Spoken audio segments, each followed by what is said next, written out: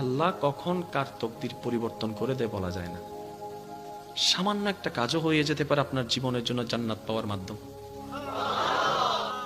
পৃথিবীর অনেক বড় বড় পাপীদেরকে আল্লাহ মাফ করে দিয়েছেন, এমন রেকর্ডও।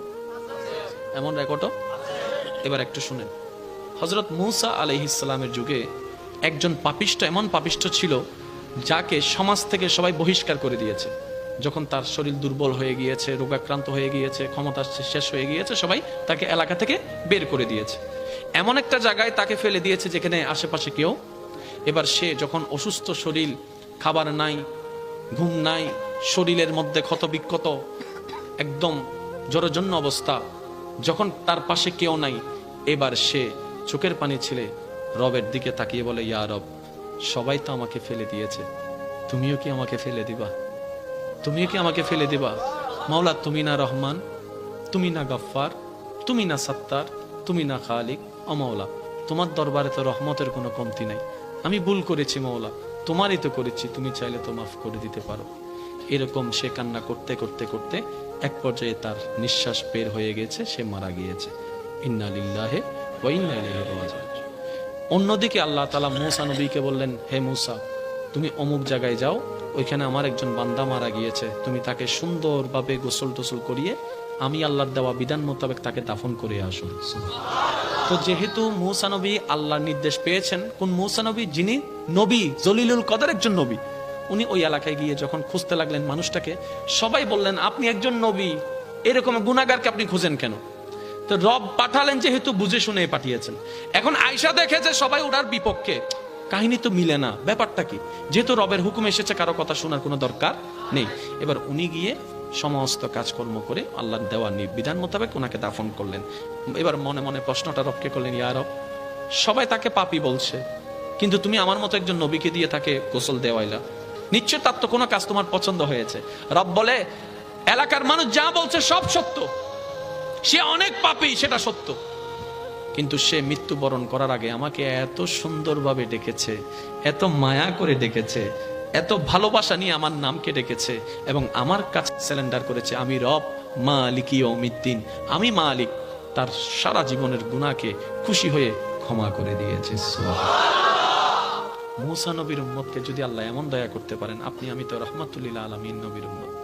নবী রাহমাতুল লিল আলামিন বলেছেন, হে আমার উম্মত, তোমরা আমাকে দুইটা জিনিসের জামানত দাও, আমি তোমাদেরকে জান্নাতের জামানত দিচ্ছি। ইয়া রাসূলুল্লাহ, কোন দুইটা জিনিস? নবী রাহমাতুল লিল আলামিন বলছেন, তোমাদের লজ্জাস্থানের হেফাজতের জামানত দাও, আর এই জিহ্বার হেফাজতের জামানত দাও। এই লজ্জাস্থান অন্যায়ভাবে ব্যবহার করা যাবে না, আর এই জবান কখনো ভালো ছাড়া খারাপের জন্য ব্যবহার করিও না। এমনকি এই জবান কারো অন্তরে যেন কথা দিয়ে আঘাত না আসে, সেভাবে তুমি চলবা। তুমি এই দুইটার হেফাজত আমাকে দাও, ঈমানের পরে জান্নাতের দায়িত্ব আমি নিয়ে নিলাম। আপনি ক্ষমা করতে থাকুন, এটা আমার একটা অনুরোধ। যদি সুখে থাকতে চান, ভালো থাকতে চান, অতীতে কি হয়েছে, কে কষ্ট দিয়েছে, কে ন্যায় করেছে, কে অন্যায় করেছে, সব বিচার আল্লাহর উপর ছেড়ে দিয়ে আপনি মাফ করে দেন। যে মাফ করে দেয় তার অন্তর পরিষ্কার থাকে। সুবহান। নবী রাহমাতুল লিল আলামিন বলে, আল্লাহর দিকে তাকিয়ে আল্লাহর বান্দাকে মাফ করে দাও। তোমার যদি ইজ্জতে কমে যায়, আমি নবী থেকে হাসরের ময়দানে তুমি নিয়ে নিও, তারপরে তুমি মাফ করতে থাকো। কারণ তুমি যত মাফ করতে থাকবা, হেসে হেসে মাফ করতেই থাকবা, তত তুমি দুনিয়াতেও ভালো থাকতে পারবা, পরকালও ভালো থাকতে পারবা। একটা কথা মনে রাখবেন, দুনিয়াতে আমরা সবাই মেহমান হয়ে এসেছি, কেউ পার্মানেন্টলি থাকতে আসেনি। তো 2 দিনের দুনিয়া, অর্ধেক সময় তো শেষ। আসেন না, এই অল্প সময়টা আল্লাহ এবং রসুলের বিধানকে সামনে রেখে মানুষকে উপকার করে যতটুকু পারি মানুষের কল্যাণ করে যেন কাটাইতে পারি। আল্লাহ আমাদের সবাইকে সে তৌফিক দান করে। যে ধর্মে মুস্কি হেসে কথা বললেও সওয়াব। আরেকটু জোরে। এক মুসলমান আর এক মুসলমানের সাক্ষাৎ হয়েছে, আসসালামু আলাইকুম। ওয়ালাইকুম আসসালাম, ভাই কেমন আছেন? তারা শুধু কৌশল বিনিময় করছে। আল্লাহ বলছেন, ফেরেশতা সওয়াব লেখো। আরেক ফেরেশতারে বলে, ফেরেশতা মুসাফা করে হাত ছুটার আগে তাদের গুনাহ মাফের ব্যবস্থা করে দাও। তাহলে যে ধর্মে সালাম দিল সওয়াব, দেখা করলো সওয়াব, খবর নিল সওয়াব, খাবার দিল সওয়াব, পানি দিল সওয়াব, এমনকি রাস্তায় হাঁটার পথে এতিম বাচ্চার মাথায় 2 সেকেন্ড দাঁড়িয়ে হাত বুলিয়ে দিয়েছেন, এটা তো সওয়াব। এখানে কমতি বলে কোনো শব্দ নাই। এরপরেও যদি আমরা নিজেকে গোছাতে না পারি, আফসোস করা ছাড়া কিছু উপায় নাই। সেজন্য আমি একটা অনুরোধ, আপনি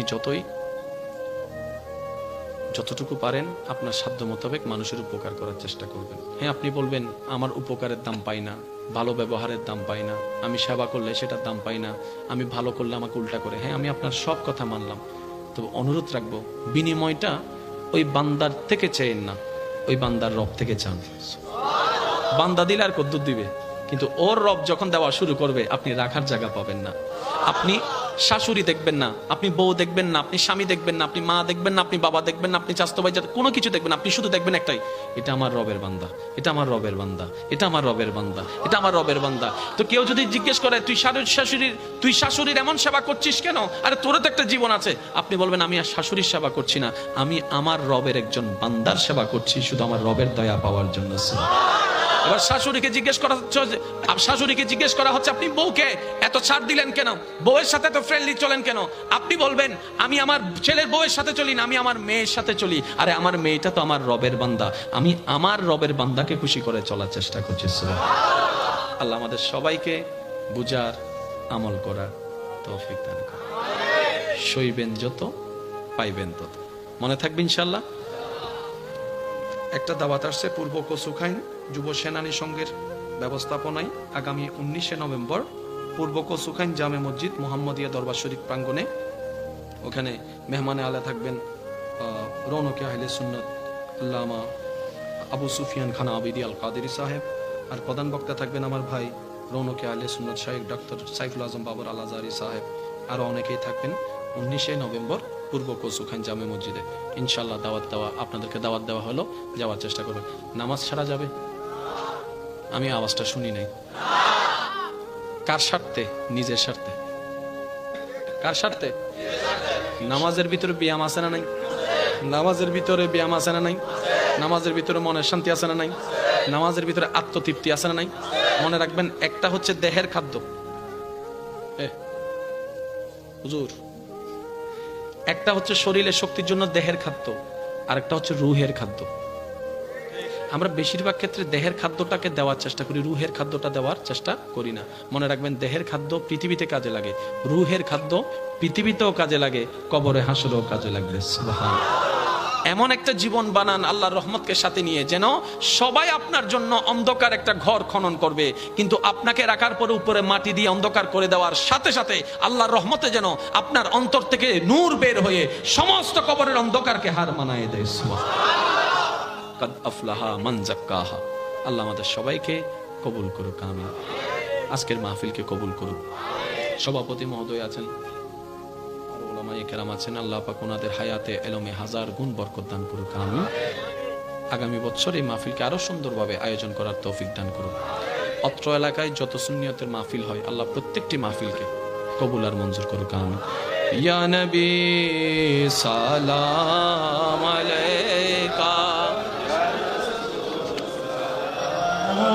আলাইকা ইয়া হাবিব সালাম আলাইকা সালাতুল্লাহ আলাইকা হাবিবি সাইয়্যিদি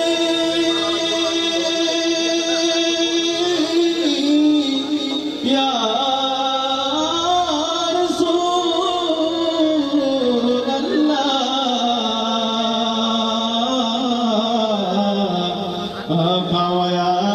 হাবিব আল্লাহ